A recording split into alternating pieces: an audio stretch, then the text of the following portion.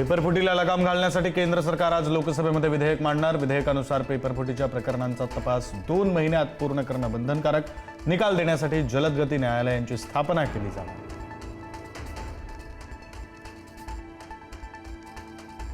पेपरफुटीवर पंतप्रधान मोदींचा नवा व्हिडिओ, पेपरफुटी विरोधात टास्क फोर्स स्थापित करणार, पंतप्रधान मोदींची घोषणा। संसदेमध्ये पेपरफुटी विरोधात नवा कायदा आणणार असल्याची पंतप्रधान मोदींची माहिती।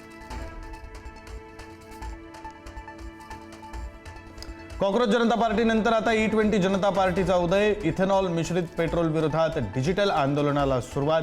E20 पेट्रोलमुळे मायलेज कमी होत असल्याच्या तक्रारी, 100% शुद्ध पेट्रोलचा पर्याय देण्याची मागणी।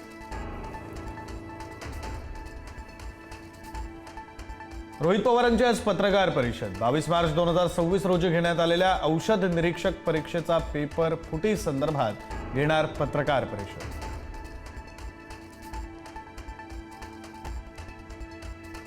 साखरेचा गोडवा महागला, दर 8 रुपयांनी वधारले, घर खर्चाचा ताळमेळ बिघडला। साखरेच्या दरात 15 दिवसात 8 रुपयांची वाढ, साखरेचा दर प्रति किलो 52 रुपयांवर। मुंबईच्या पाणीपुरवठ्याची चिंता अखेर मिटली। भातसा, मोडकसागर, तानसा धरणं 100% भरली। मध्य वैतरणा धरणातील जलसाठा ही 86.56%वर। यंदा मुंबईत पाणी टंचाईची शक्यता जवळपास संपुष्टात।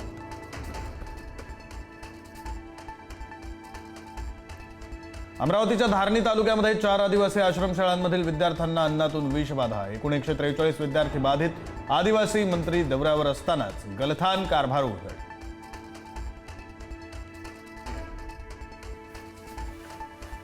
LGBTQ समाज हा आपल्याच समाजाचा भाग, त्यांना मानानं जगण्याचा अधिकार। सरसंघचालक मोहन भागवतांचं विधान।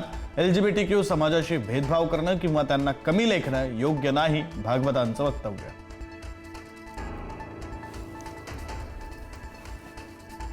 कर्नाटकचे माजी मुख्यमंत्री सिद्धरामय्यांची राजकारणातून निवृत्ती। 2028ची विधानसभा निवडणूक लढवणार नसल्याची सिद्धरामय्या यांच्याकडून घोषणा।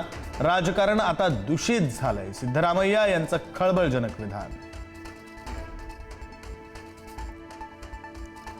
वेटलिफ्टिंगमध्ये मीराबाई चानूची सुवर्ण कामगिरी। कॉमनवेल्थ गेममध्ये पटकावलं गोल्ड मेडल। 48 किलो वजनी गटात मिळवलं गोल्ड मेडल।